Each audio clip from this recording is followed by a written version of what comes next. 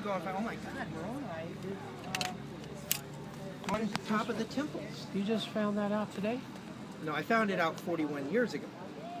After I listened to Moroni talking to me. Now my question that I was asking today is, well, should I tell that in public? I mean, I put a ban on it. I sealed it. I said, don't tell a Mormon, because this might mess them up. You know, if the Mormons wanted to teach Moroni talks to people, they would have put it on a brochure and handed it out, right? I don't know. Well, that's my question. And when I asked that, well, what have you talked to spiritual beings? And the answer that this high priest said was, well, they can talk about that. They can talk about that with others. We don't stop them. So I guess I would want a web blog for, you know, advanced spiritual conversations that Mormons are getting. I would like to read that.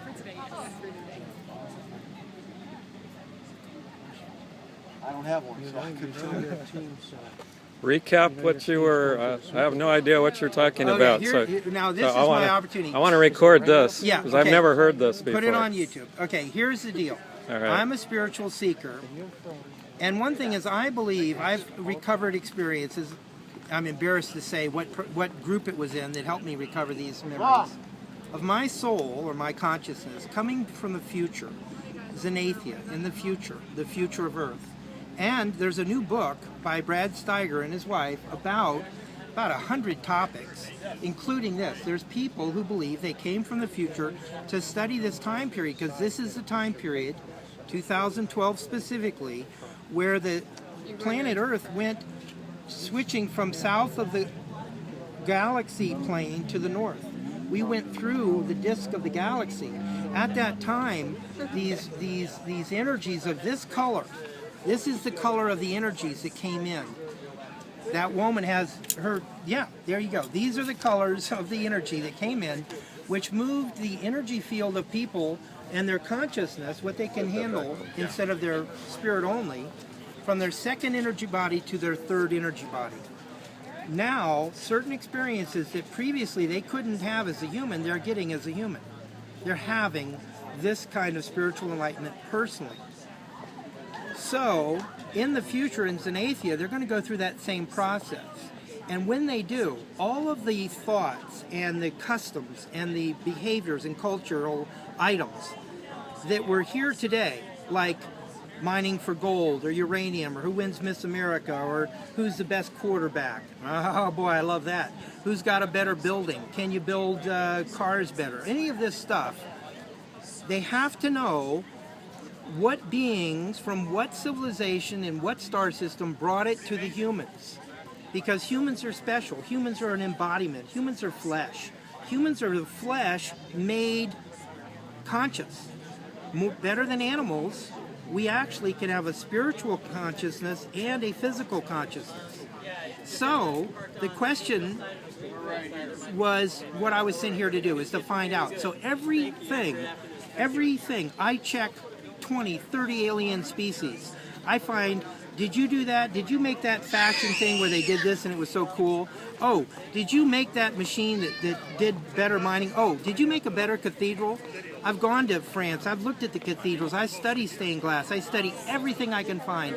And I can tell you what the Andromedes contributed, what the Arcturians contributed, what the Orions. And these are real beings that live in real stars. Can you tell me your name before we go on? I'm James Massey. Right, and where you're from? Give me at yahoo.com. MASSEYPROD at yahoo.com. Paul Roger Oscar David. I love to get your email. And this is the time after 2012 where now this can come out in public. And I've hidden this for 42 years. My rule after Moroni talked to me was be kind to the Mormons. Don't mess them up. Don't tell them I talked to Moroni. You talked to Moroni? Yeah. What did he say to you? He answered my questions. He gave me wisdom. He gave me guidance. It was sensible. Are you going to the celestial kingdom when you die? I'm already there now. The celestial kingdom is the core of the Milky Way galaxy. That's where Sion is. In the four arms of the Milky Way, it goes into the core. but the core is a domed city. It's like a plexiglass. It's a controlled environment. It's a controlled habitat. They have a civilization. And I have a double there. I have a other person with my soul that's a scientist studying Earth. Oh, isn't that nice? A parallel I'm universe. studying Earth. He's studying Earth. Well, the parallel worlds is another concept about, moving to other dimensions. Let me ask two questions and then, or two statements and then a question. Yeah. Jesus said, "I'm the way, the truth, and the life. Right. Nobody comes to the Father except through me." Yeah, okay. Also, he says in John 10, he says, "I am the door. Whoever comes through me has eternal life." Yeah. Now, what would be your take on those Okay, here's my take, and scriptures let me here? explain it very... And then tell me who Jesus Christ is. Okay, let me tell you who Jesus Christ is. But let me skip the second question about who he is, because that confuses the first question, okay? The first question was, I am the door, I am the way, and only through me, which, as I explained, is God for dummies. And that since you don't have the ability to talk to angels, be a telepath with star beings, you cannot hear them, see them, touch them, taste them, feel them. You can't go to school. You can't learn. What are we going to do with you?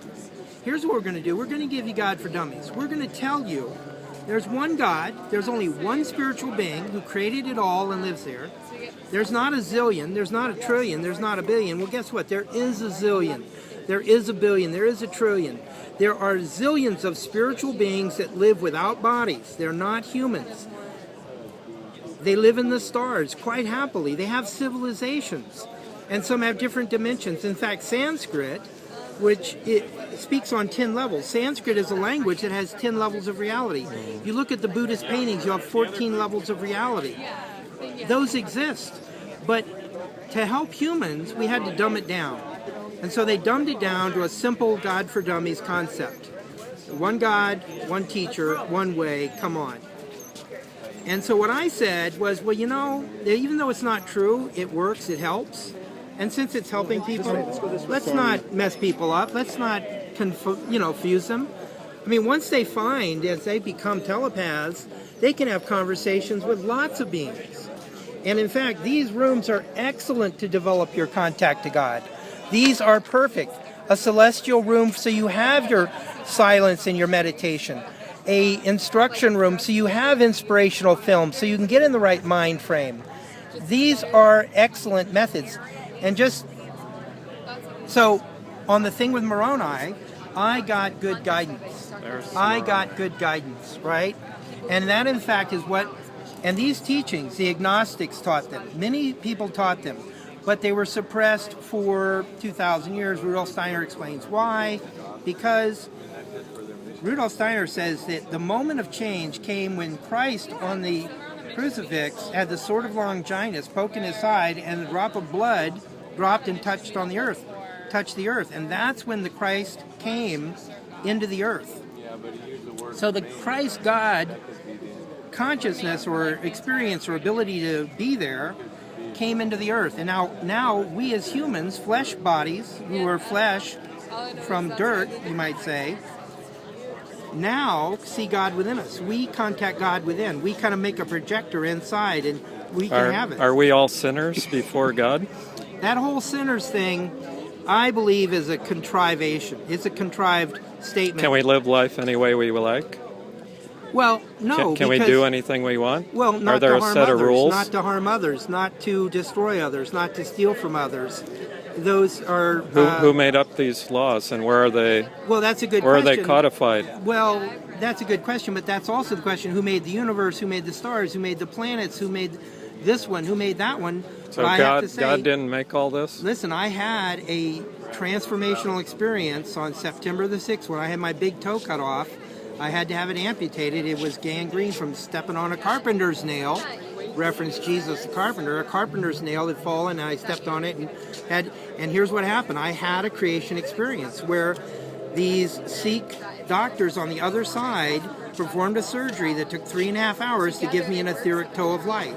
And when I had that, I had a creation experience where all these planets were created, and all these lands were created, and it was a 3.5 hour process where stones of different colors, and then there was cities and boats and ships. So I had that experience, which I'd never even heard of. I never even heard but that's what people talk about in Genesis, that it was created this way, this way, this way. Hey, excuse me, at the risk of sounding rude, I'm sorry, I'm this very polite.